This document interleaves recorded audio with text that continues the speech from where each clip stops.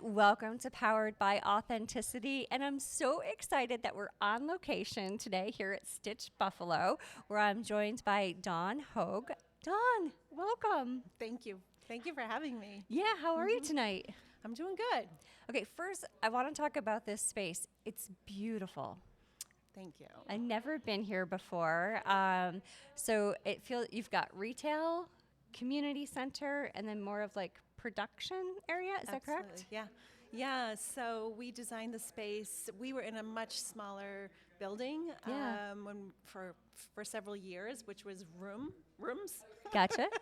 And I thought someday if I ever can create a studio space for Stitch Buffalo, it Yeah. will be entirely open so we can see who's in the space and Yeah. who's creating and just the whole part of building community Yeah.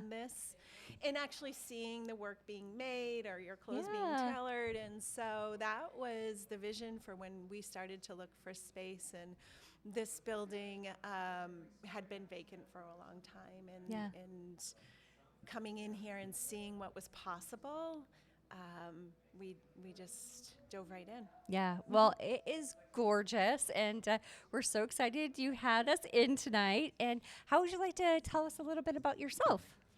Sure. We have so many different stories about ourselves, but particularly for Stitch Buffalo and my, where would you like me to start with that? Well, just tell us a little about maybe where you grew up, finding your way to Buffalo.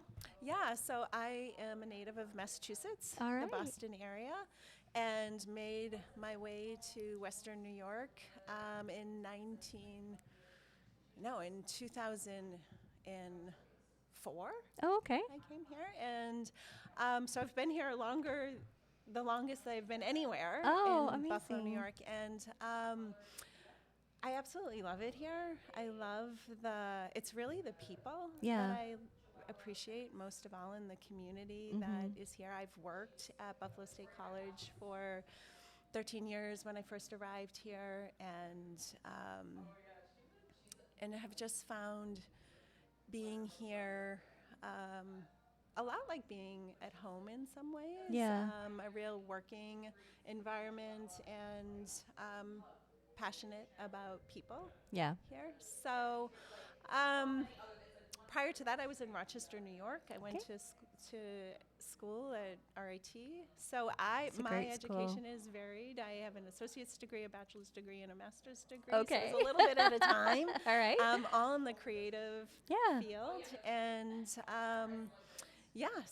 I now have Buffalo as my home. And what else That's would you great. like to No, know? I'm a that's- mom of 2 adult sons. Oh, great. And and I love to cook. All right. Something different than being at Stitch Buffalo. And I think we'll probably discover more as we chat. Yeah, well, that's amazing. Do you have a special dish that you like to cook? Do you have one thing in particular you always cook? Not really, not one thing, but Yeah. I am definitely use a lot of fresh vegetables in my cooking. I'm a bit of a purist, and I really love to cook. And so when I was thinking about my favorite Yeah. restaurant, I was like, the way that so dawn is very much who I am. I'm up at dawn of the day. Oh, okay.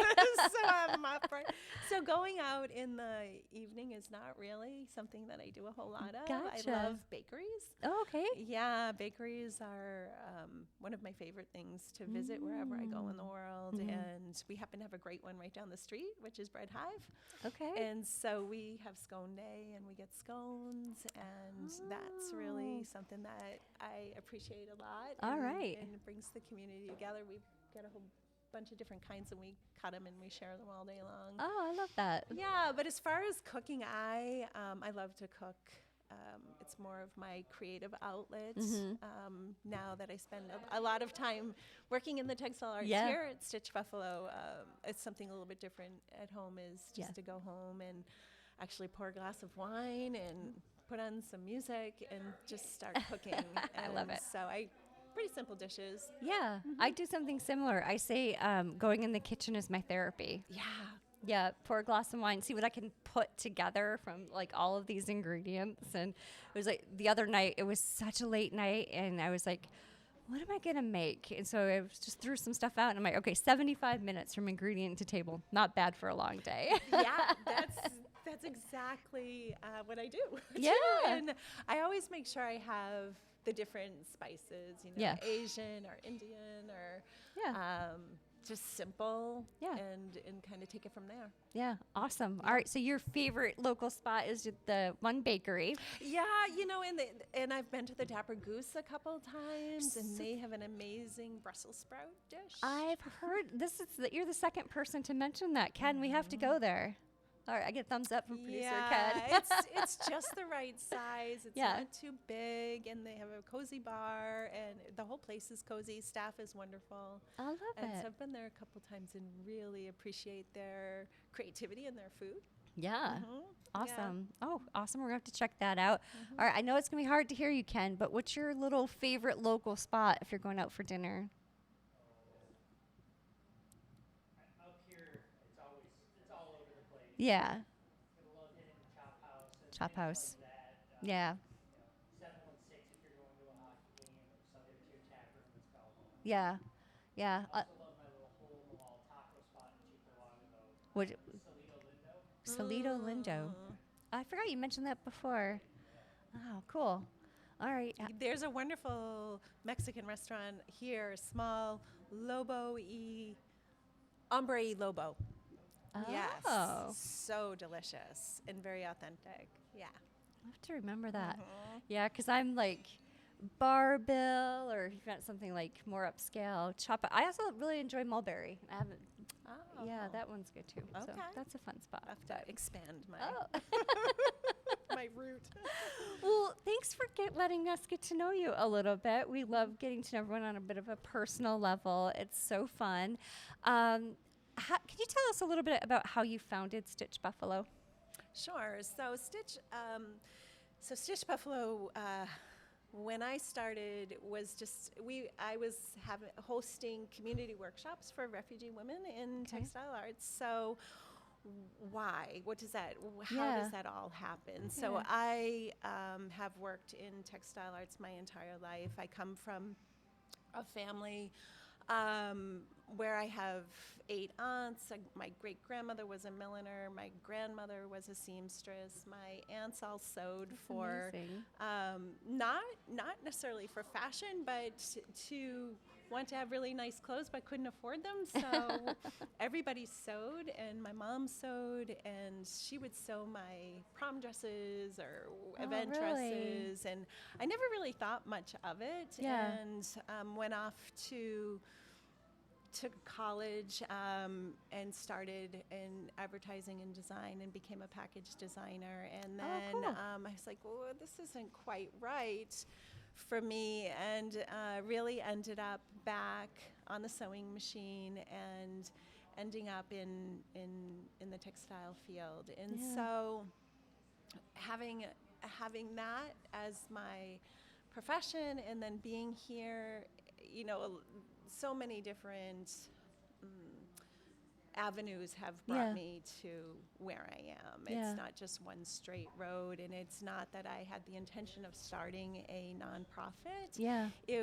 What my intention was with the community workshops for the refugee women was, let's get together and share what we know. And I knew that they had experience in some kind of textile art, because all villages all across the world have some kind of textile exposure, whether it's weaving or dyeing or block printing, tailoring. It exists just like culinary, right? Just like food in every culture, so is the textile arts and music.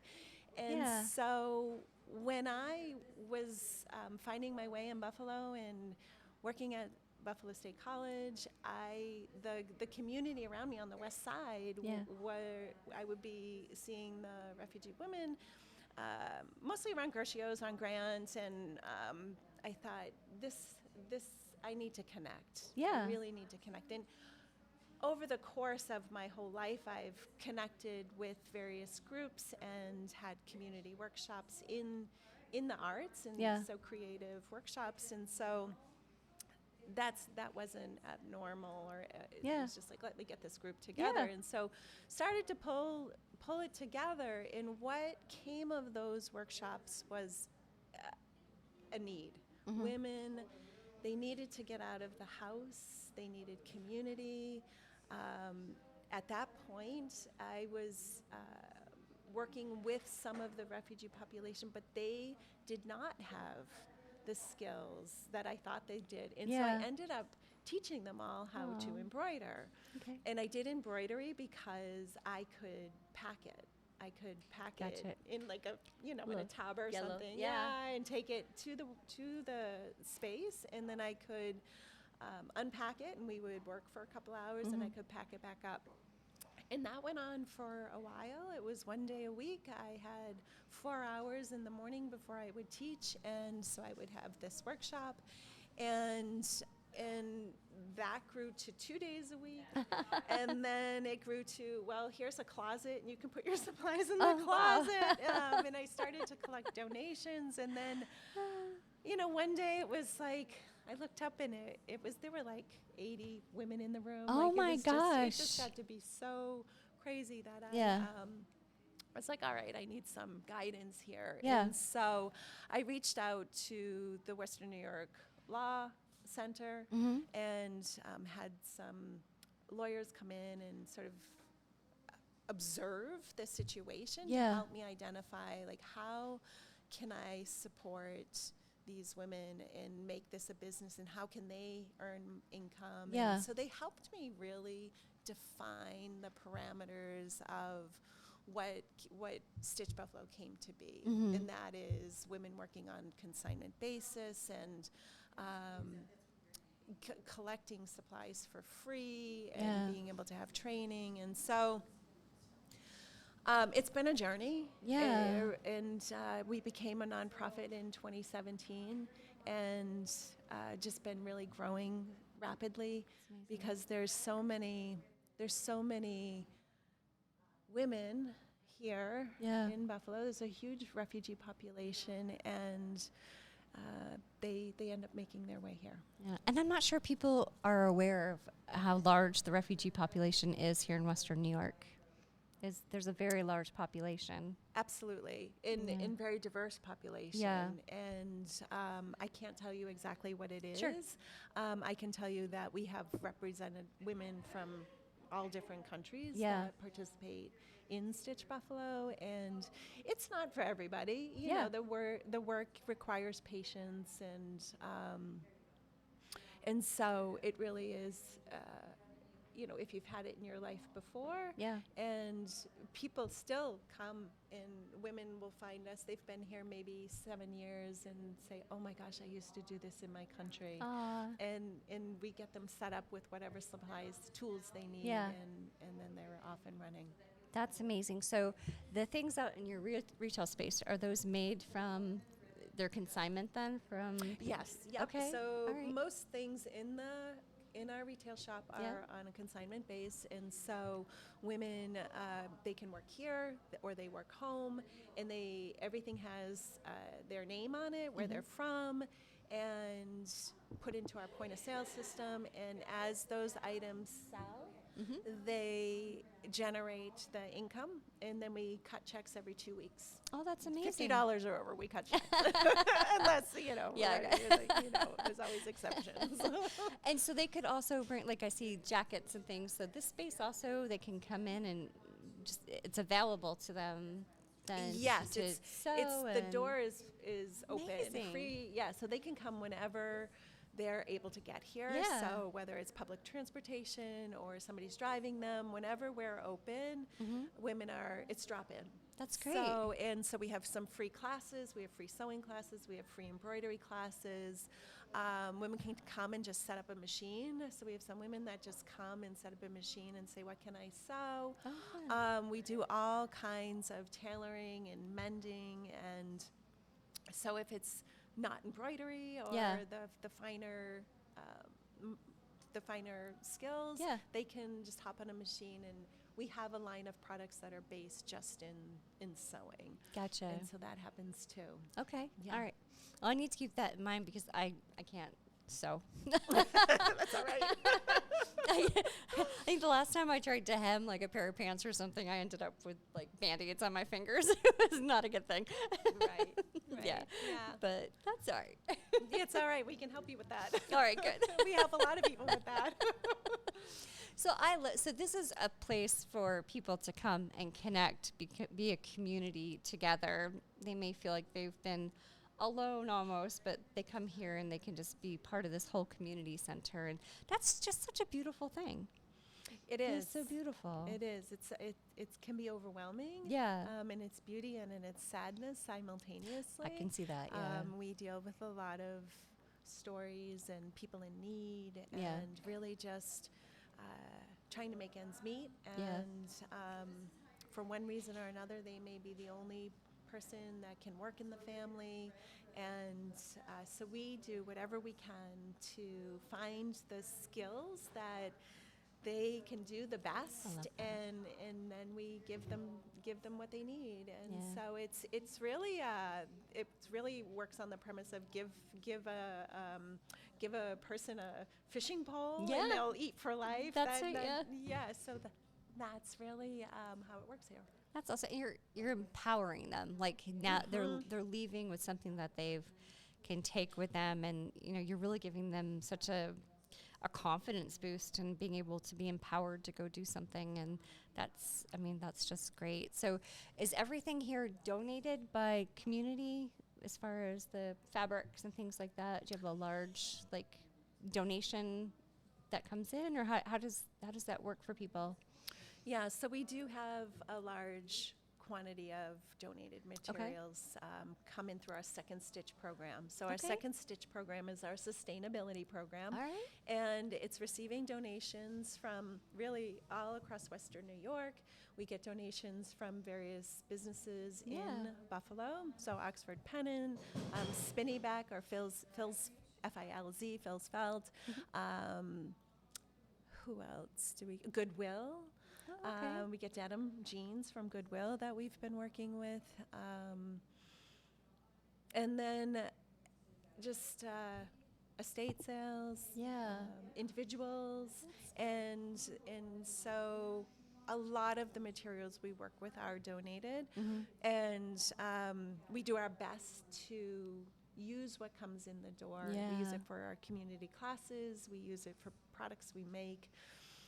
And then we also use it in the Second Stitch shop, which is the other side of the retail space, where the community can come in and find fabric and yarns and all the tools and supplies you need, even sewing machines that's cool. and the textile. Yeah, so right now, currently, we're the only resource for these kinds of materials in Buffalo, and then even in the surrounding towns. So it's really become important to have these tools and materials at your fingertips and at a reasonable cost. Yeah, and I think the beautiful part is that it's not part of big box. Like, you're supporting local, and you can find it because most materials are hard to find outside of the bigger box store. So being able to keep it at where you feel the impact in such a positive way. Absolutely. That's so and cool. It's ever changing. Yeah.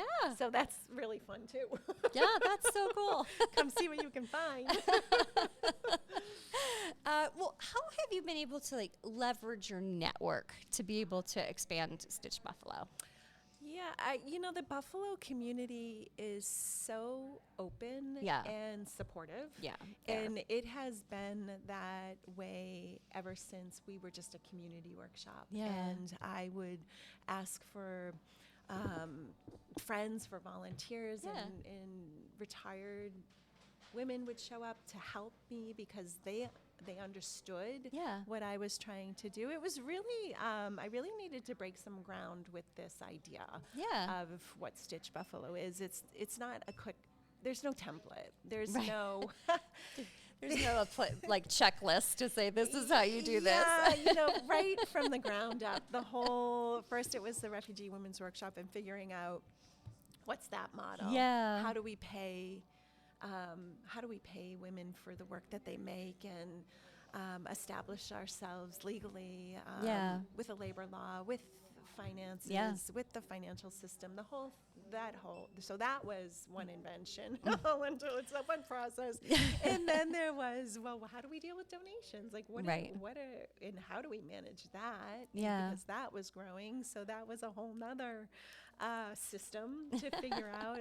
And then we have the community classes and the manufacturing that we do now, small scale manufacturing. And so there are all these threads that weave together to make up the fabric of Stitch Buffalo. And that has only been possible by the community in Buffalo with the support along the way, whether it's material donations, financial donations, volunteer support, shopping here, and understanding what the mission is and how that support remains here in the city. Yeah.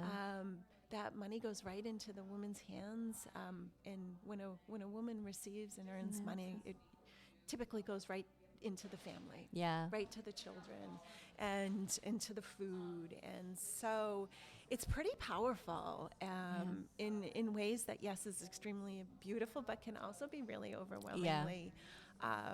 It's like almost too much emotion for the heart sometimes. I would probably be a wreck because I get so, I don't know, you hear about what people go through and I don't know, you just want to help, but all of that help can sometimes just feel like it's just a lot to take on and a lot of emotion that just kind of hangs there. Yeah. So I can't imagine every day. Like you must go home and just, you have to be tired.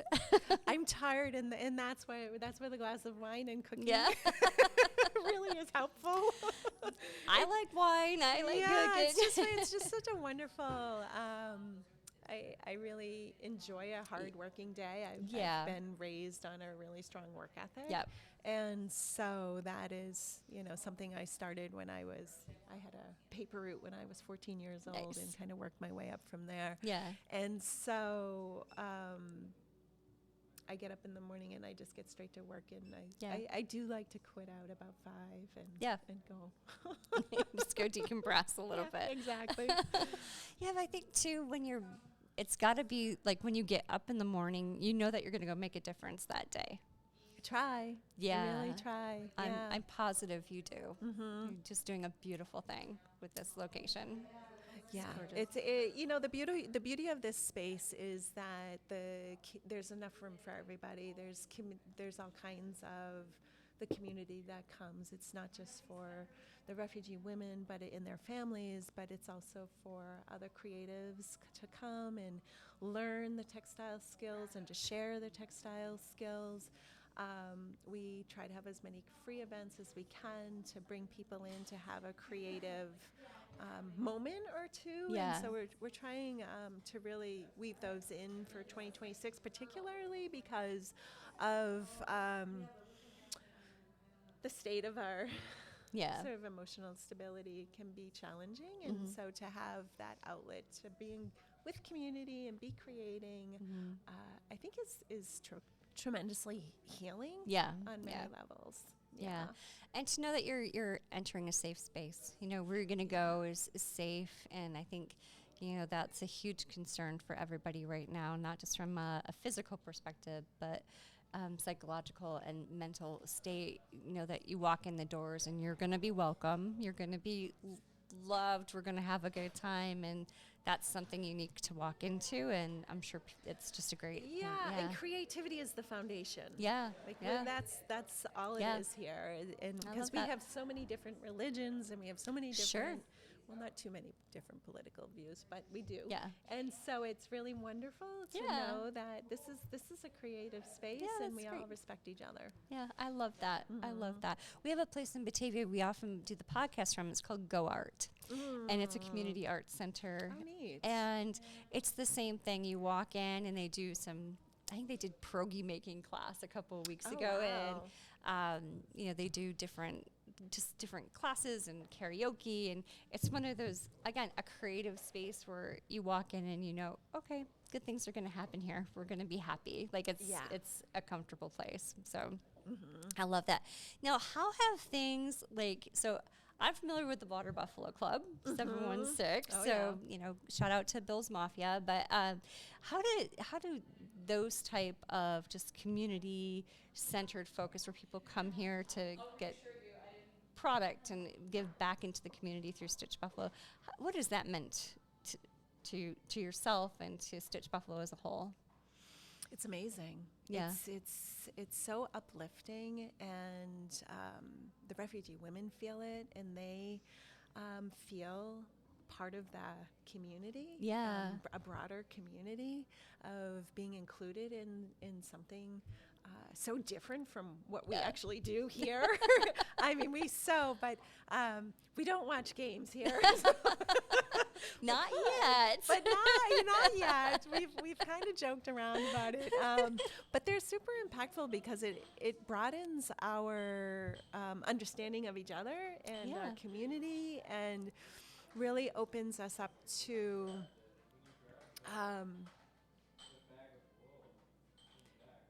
what does it open up? It really opens us up to being a little bit more understanding of each other and who's in our community and how we can help each other. And Therese Fortin-Barnes, she really had a vision to have her Water Buffalo Club Deluxe hat made in Buffalo. Yeah.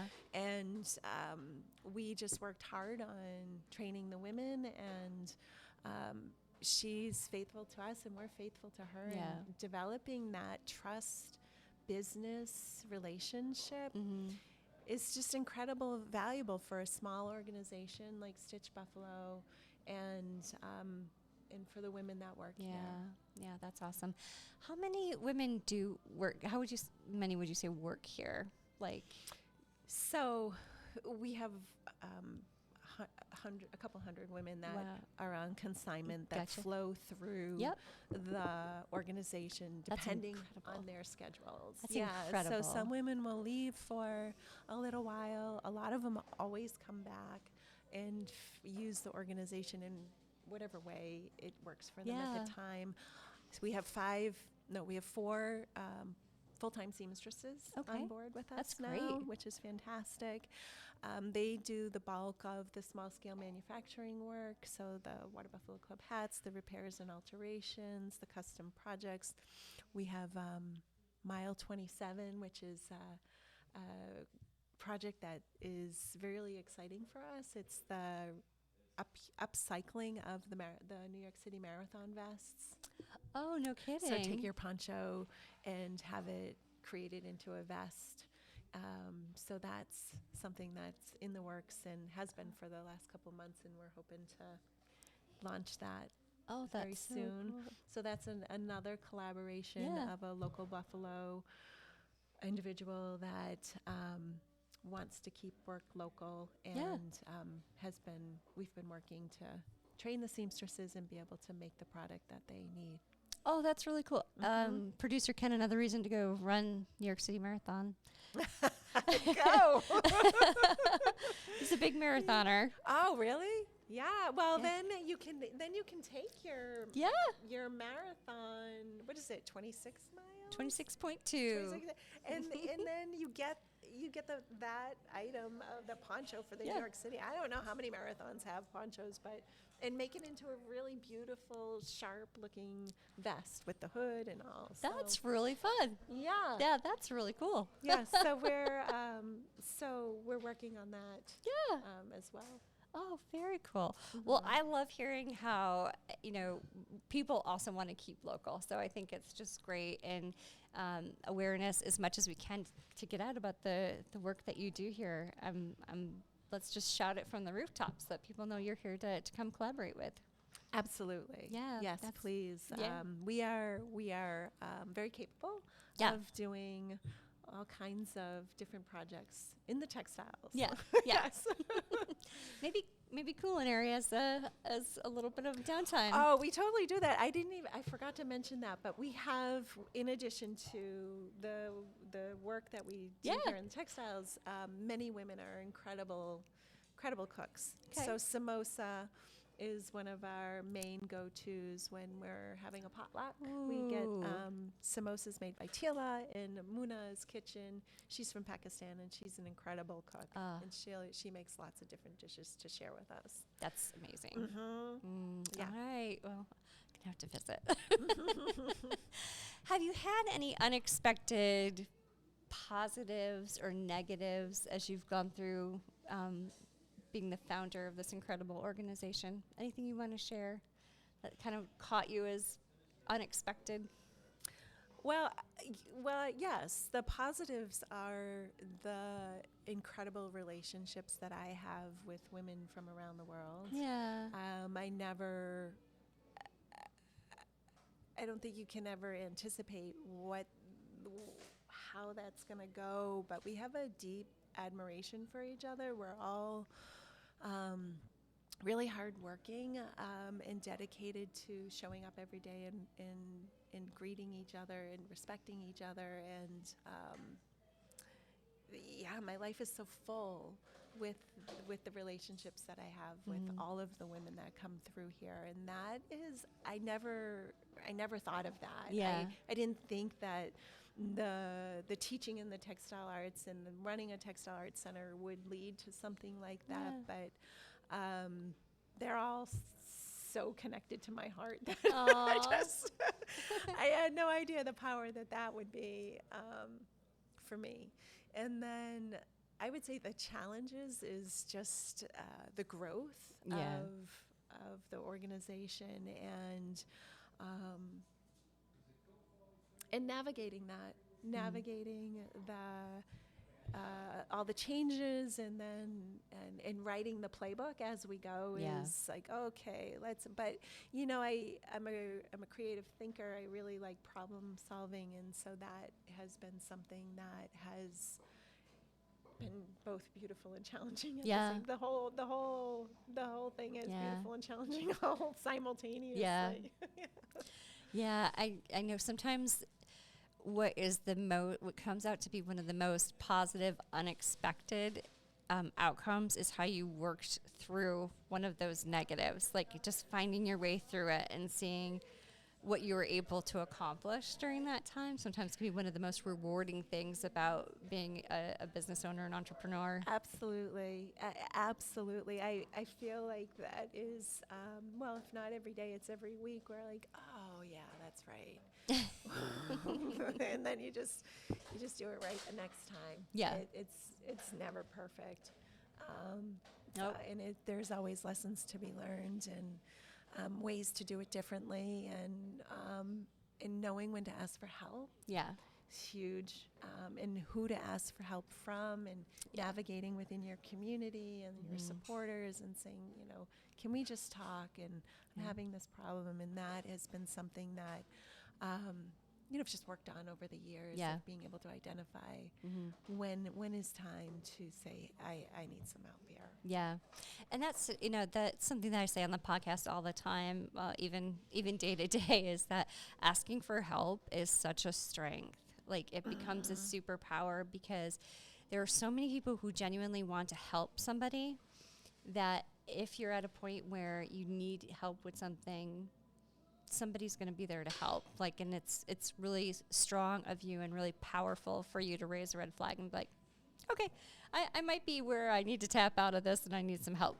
Absolutely. Yeah. And I was just telling you about the Hogan assessment. And that has just shed so much beautiful light on my next chapter here at Stitch Buffalo. And so we're just entering our 12th year. And so much has changed, and just kind of checking in of where I am as a creative person now, as a founding director, and how all that gets meshed together. Yeah, that's so great. Like I said, I found some very fascinating things about myself when I went through that Hogan assessment process. So, things that I still take a step back and think, okay, that's right, I'm doing this because, you just figure, you find things out that you didn't really, maybe you kind of knew they were there, but to know the reason behind it, how to address it, how to move forward, or, and really, I think it's just such a tool. It's a great practical tool, because it really can help you identify yeah, just how to be better, work smarter. Yeah. Yeah. Absolutely. Well, is there one thing that you want to make sure that our listeners know about Stitch Buffalo? One thing? Yeah. Yes. We are power of authenticity. We are probably, I would say, very true to being as authentic as you can, and have a very powerful team to build community through the textile arts. And if you would like to take a class or shop at our store or just come visit us and take a tour and see what we do, we invite you to be here and be in community with us. Yeah, I love that. Is there anything that you want everyone to know about yourself? Ooh, that's a big one.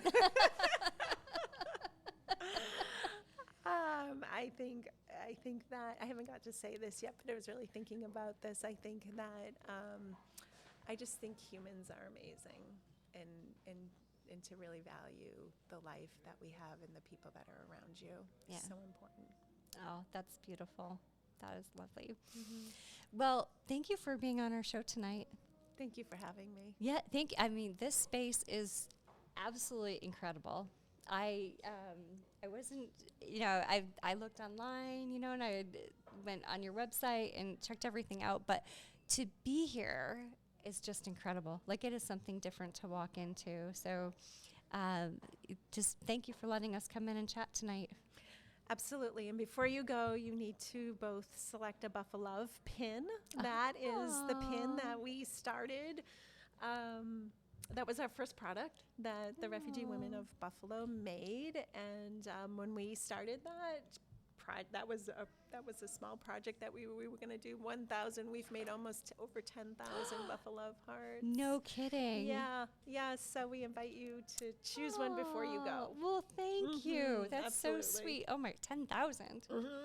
That's they go around the world as gifts, and that's incredible. Yeah. Now, are they available through your website? Like, if somebody They are. Okay. Yeah, we have a great website with e-commerce on it that has a nice selection of our products. If you can't get here, check us out. Yeah, we'll link that in the show notes. Okay. So we'll strongly encourage those listeners from around the globe to jump on there and grab some Buffalo Love products. Yeah. Thank you. Thank you, Emily. Yeah, for sure. And producer Ken, thank you for being here. 2 thumbs up from producer Ken tonight, which is a good sign. And I just want to say thank you to all of our listeners and our subscribers. Really, we can't keep the platform up and running without people supporting us. So I feel the same way about my podcast community as you do about your community. It's a different form of creative, but you can't do it by yourself. And it's just amazing to see people come together to support us. Absolutely. Yeah. Well, you're doing great work as well. Telling stories. Yeah. Sharing stories. I think as much good as we can put out in the universe, it'll start to come back. So we hope to see that ripple effect. Absolutely. Yeah. Well, it was so lovely to meet you in person. Yeah, same here. Yeah, and thank you so much for being here. Thank you. Thank you, everybody. I hope you have a great rest of your night.